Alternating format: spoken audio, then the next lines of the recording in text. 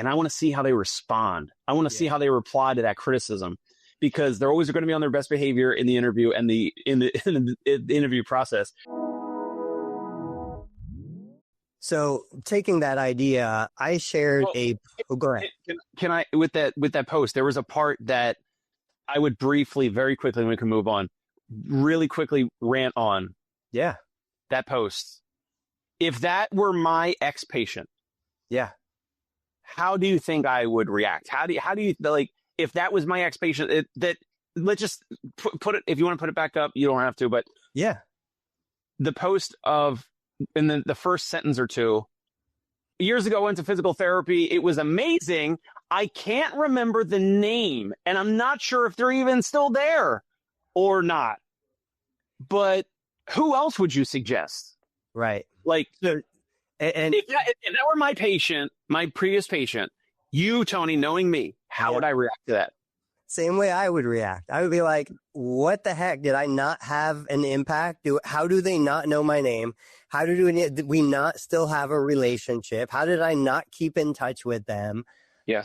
Yeah, it's insane. But, this is par for the course. I mean, again, going back to, I'm a better therapist if I can get you well and discharged and I never see you again, but that's not reality. Okay. Yes. Really quick. If this were my previous patient, it would ruin my night to read that. It would probably ruin my week to read that. I would join from your patient, but it was a patient of your business. It would ruin. Yes, of course. A patient from, one of my other therapists treated, whatever. I would read that and I would say, we failed this person. This means that we did not send follow-up texts, follow-up emails. We didn't do any calls. We didn't send. And here's the things that we do. Like, we want to acknowledge their birthdays. We want to send them holiday cards. Like, we mail out holiday cards, and it's barely concierge pain relief. It's like my wife and I and now the baby. Like, it's meant to be like, they get a holiday card and it looks like a friend or family. Then they remember that we exist, right? Because everyone's super busy. They have their own lives and all the other things that everyone's going through, right? So that practice that had that patient, in my opinion, failed that person, because the fact that they were discharged, they got the outcome, that's amazing. They said that the patient said that place was amazing, but not amazing enough to remember who it was, what's their name. I don't know if they're even still there. Like, that is such a failure. It takes peanuts in money to follow up with these people and just say, hey, how are you doing? Get a piece of software. It's very cheap. A little CRM, could be a spreadsheet, which is like a Google sheet, which is free. And you put in there, Tony Maritato, and then his wife's name, and then his kids' names, and the dog or cat name. It is so, you put it in one time, your therapists come and go. It's always going to be there. You send Tony a holiday card or a summer card, whatever. Hey, how's Bingo doing, your dog, or whatever. It is so easy. I cannot, like, it irritates me that I read this. I'm like, oh my God. Like, I just, beyond disbelief that practice owners, I think, have been, not always, but many of them, so comfortable in the flow of patients that they don't care about the future upside of helping them for their next goal, their next race, their next injury, whatever it might be. And you just rest in your laurels. You expect them to just know your website and phone number and remember your name without any touch points. If it's been several years, they might forget about you, and that's your fault. Yeah. And I mean, we're guilty of it. If I had to work harder when I did work harder, when we were a newer business and I had to claw every patient into my door, we did that. We took photos at graduation and we followed up and we sent birthday cards and we did all of that stuff. Now we've gotten lazy and that's not something we do. But thankfully, we're in a small enough community. There are no real other options. People still come back. I was going to talk about a post that I had. This is a different one, but real quick, Ben came on and said, these are not teachable, he said these are not teachable skills, talking about the soft skills, communication skills. I kind of agree. I wish they were. Like, I wish I could say, hey, I'm going to teach you, and we know sales scripts and all that kind of stuff. But yeah, I don't know how you get past that. And then, of course, I think that I mostly agree with you guys. And that's why we have an interview process that's a phone call, then a Zoom call, then we meet in person, we do reference checks, you would get their career history form, but there's multiple touch points where we can hear, and obviously the therapist is treating me in the interview process as a fake patient, and they get a fake case. So if they're not, I mean, you kind of find out, like, are they coachable? At the end of that eval, I'll say the prospective therapist, like, I always want to find something where I can kind of give them a little criticism, like, hey, this was great, and this was great, and you checked all this, and that was great, and some therapists missed that, and that's awesome. But I do want to find some little thing where I can say, this needs some work, or this was, I think you missed this, whatever. And I want to see how they respond. I want to see how they reply to that criticism, because they're always going to be on their best behavior in the interview and in the interview process. So I want to see how they respond, and how they respond. You'll see, can they be coachable? Are they adaptable? How do they take criticism? How do they take feedback? Do they get offended? Do they close up? Do they say that they don't want to continue the interview process? Do they say, oh yeah, thank you, and I'm always looking to learn and get better, so thank you for the feedback? Unfortunately, some therapists, I'll give them the feedback, they say all the right things, but then maybe it's not the right fit, or they go work somewhere else. But anyway, go ahead. That is such a breath of fresh air when you have that therapist who is coachable, who is on the same page, wants to be a part of the culture, who's like, oh, thank you so much. Yes, that makes sense. Because most of what I see, what I hear, what I feel is insecurity and defensiveness. Immediately the guard goes up and they start defending their position. That is a big part of the reason why we don't hire, we don't grow, we don't expand, not because there's not opportunity, just because there's so few and far between those clinicians that are like, yes, this is what I want to do. I want to be the best that I can be. Give me any information that's available. Brian says, tough to Brian Stewart, what's up, bro, from the West Coast? A personality, skill set can grow, but if someone is a turd, then it's never going to work. I'll take someone willing to grow who's great with patients. And, maybe that's why I always have so much more success with the PTA, simply because the physical therapist assistant, by nature of the position, is like, hey, I'm here to be part of the team. I'm here to kind of follow the plan of care. We're going to work together. We're going to get through this. We're going to make it happen. Whereas, and I respect it, the PT is like, no, I'm the king.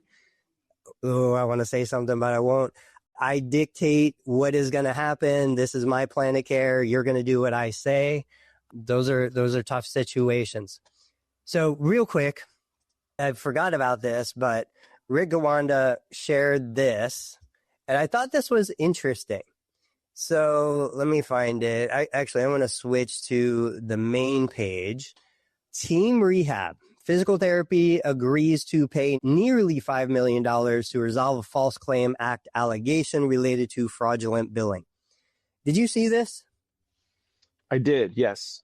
This is different than the other one that had like the aquatic practice and the two owners went to jail for like 6 or 7 years or something? Yeah, this is totally a different story. The main takeaway is that stuck out to me. So they have approximately 140 clinics across Michigan, Illinois, Indiana, Wisconsin, and Georgia.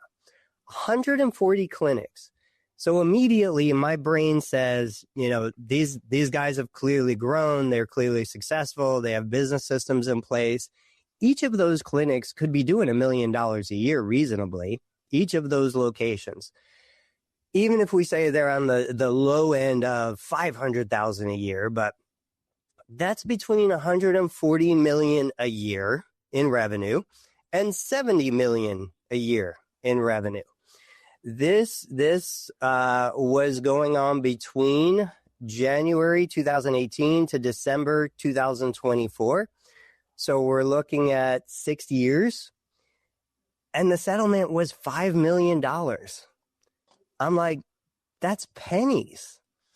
I don't know anything deeper about the case or what's going on. They talked about basically double booking and billing multiple payers for the same minutes that should have been billed to only one payer.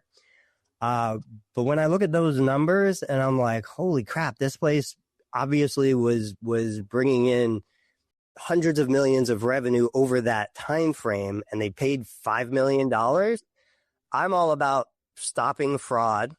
But I do believe this ain't the way. well, there are different levels of fraud. You've got the people that are stealing tens of billions of dollars that aren't even delivering services. And then you've got a company like this that, yes, they are breaking the law and they cannot do that. This is where I shared a post the other day where I was like, okay, let's do this. Clearly, we can't police this level because I think most of us know, anybody listening to this podcast, you go into a typical, now we don't have techs, but you go into a typical outpatient, business, you're going to see dovetailing, you're going to see double booking, you're going to see strategies where therapists are billing one-on-one minutes across multiple payers. It's not well policed. It's not well enforced. This might be, a landmark case, but it's one of those deals where if you can't enforce the law, get rid of the law. I know we can't get rid of the law. I know nobody ever gets rid of a law. So my position would be, you know what? Where can we win a battle like this? Where can I instantly have a change? Let's lobby. Let's see if we could get AMA to change the definition of the CPT code, because that's where the problem lies. Let's change the definition of the CPT code for 97110, for 97530, for most of the common codes we're using, and say, look, just remove the one-on-one language. Take those 3 words out of the equation. Let the consumer and the provider determine what is a safe level of supervision. But the consumer doesn't know any better. Come on. That's not my problem.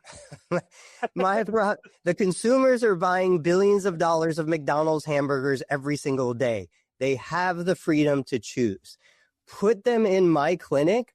I guarantee they're going to get a better outcome. You remove the one-on-one language, they're still going to get a better outcome than what they're going to get somewhere else, or not getting services at all, right? Remove one-on-one, you increase capacity. Remove one-on-one, you increase profitability. Remove one-on-one, you solve a whole bunch of problems, including therapists who stop breaking a law that can't be enforced anyway by changing the language of the CPT code.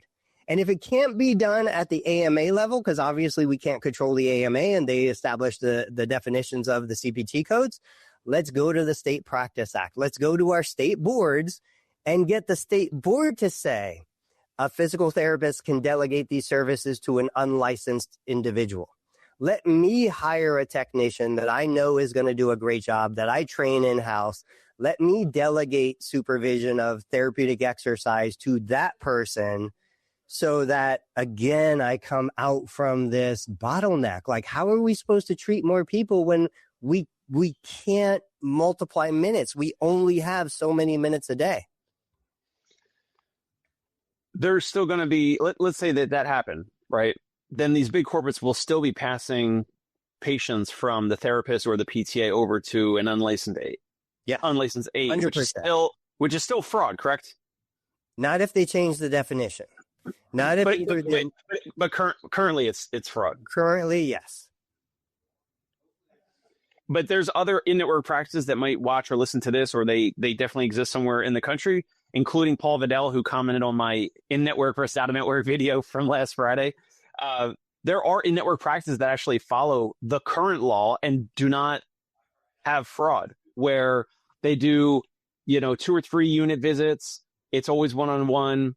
They don't have aides, and it's all physical therapists. Maybe it's some PTAs, and they do it properly, but they don't have the upside that these corporates do, because they're just like, the corporates are just like kind of like operating almost unchecked, and they're marketing machines, and they take out every insurance, and they're getting patients in, and like you said, they're overlapping patients, and they're billing. All the therapists are billing one-on-one codes.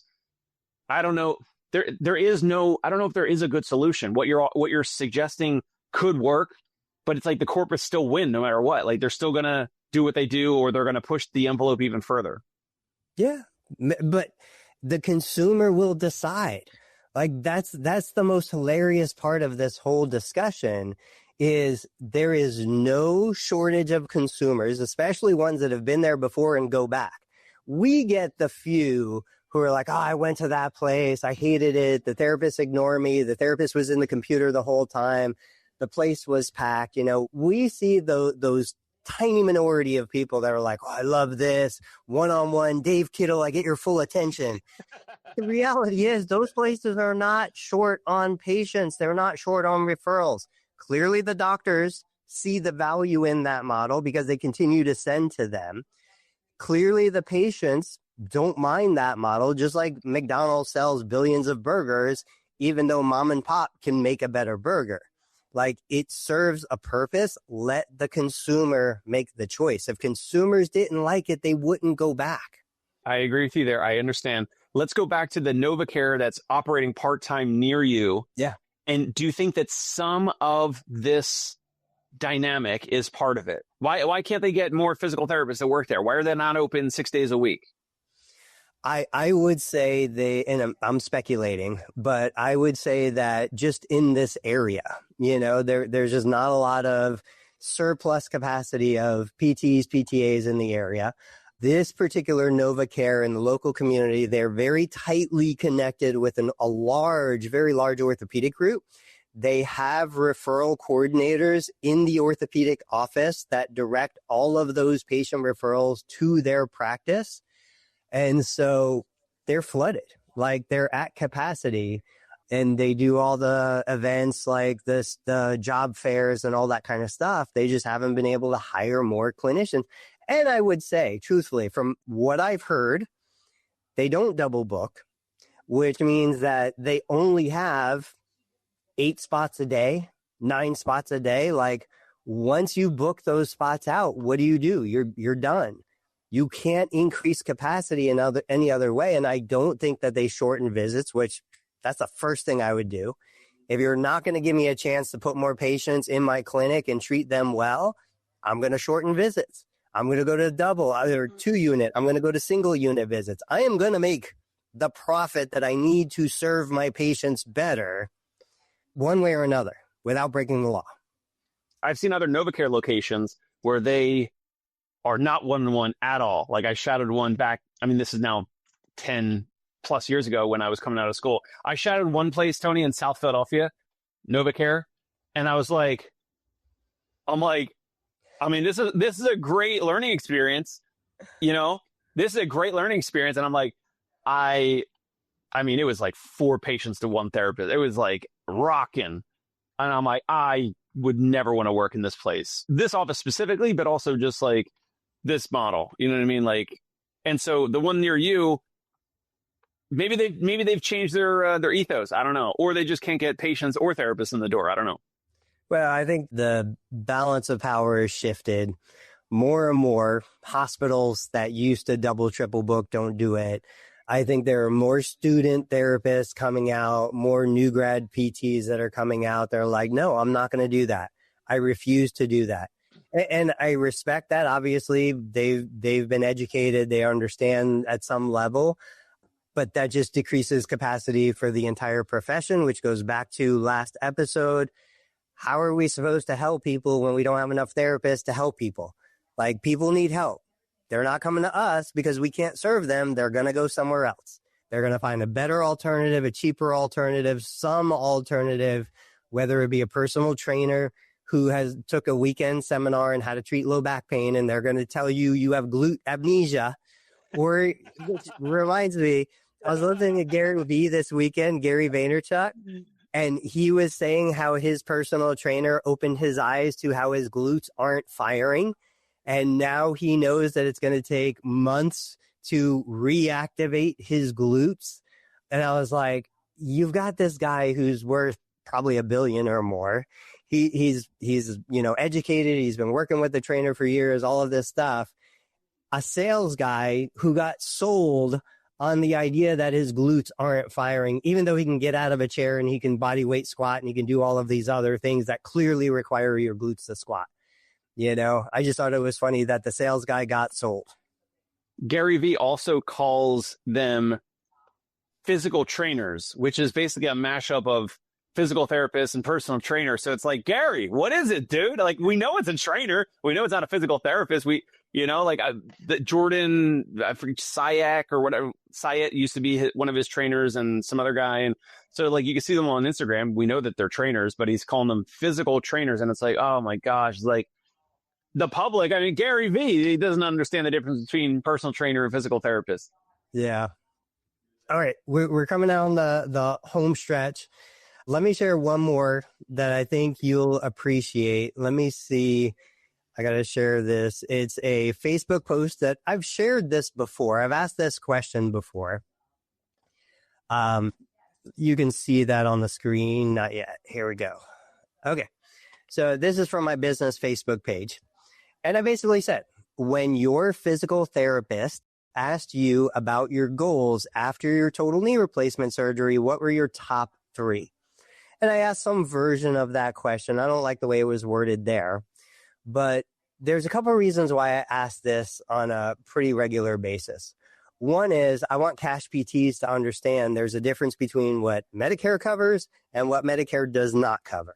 We've established across multiple Medicare published policy that Medicare doesn't cover sport, doesn't cover recreation, doesn't cover travel, doesn't cover so many of the things that people actually want. And I'm going to burn some bridges. If the therapist just said, Dave, great to meet you. I'm Tony. I'm your physical therapist today. What is your goal in your own words for this physical therapy plan of care?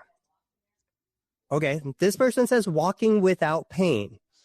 Okay, I could justify a little bit of covered service to teach them, evaluate them, bill Medicare, teach them how to walk, potentially to reduce pain, couple Medicare covered sessions.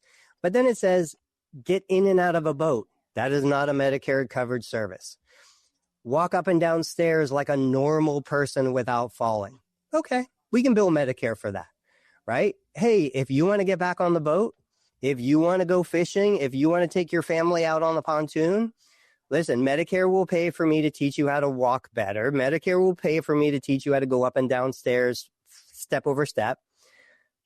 But the boat part, that's not covered by Medicare. That's going to cost this. This is what we're going to do for that. In fact, we can even go out on the boat. You know, $350. I'll meet you at the dock. Let's go. Yes. The boat. Yes. Yeah. Okay. So then again, like stand up.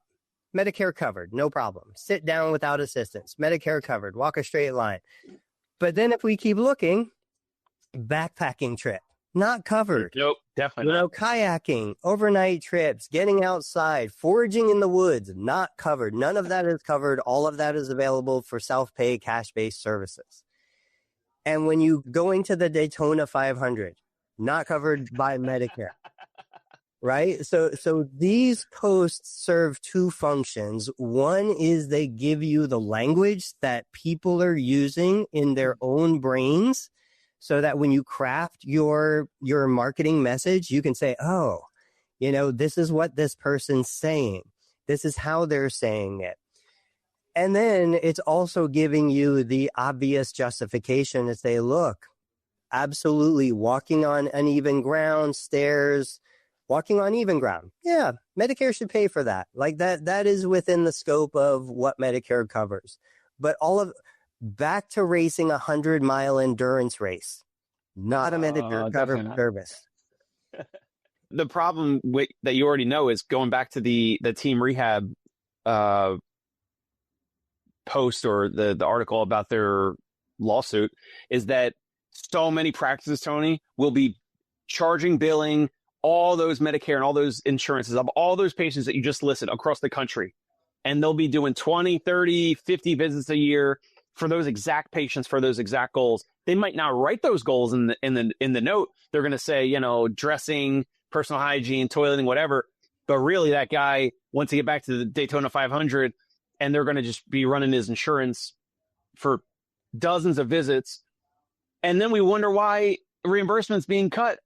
It's like, because all the insurances know this. They know you guys have been overbilling and billing improperly for decades. And that's why it doesn't work. That's why reimbursement's getting cut. That's why it will never go up. It's only going down. And it is what it is. And so I agree that so many of those that you just listed should be self-pay. Getting back to hiking, going in the woods, on the dock, on the boat, in and out of a boat. Yeah, those are great. But those are great for an out-of-network or self-pay physical therapist. Pay them whatever the rate is, if you agree to that, and they can help you with any movement goal, right? Like, then there's no restrictions. We are our own worst enemies, effectively. Like I've said before, a therapist then document that the patient has a hard time walking across the bedroom. Hey, it's Dave Kittle. Are you a healthcare business owner or physical therapy practice owner who is looking to figure out your succession plan or exit strategy? We might be able to help. And in fact, we may be interested in acquiring your practice. If you're interested, you can reach out to me.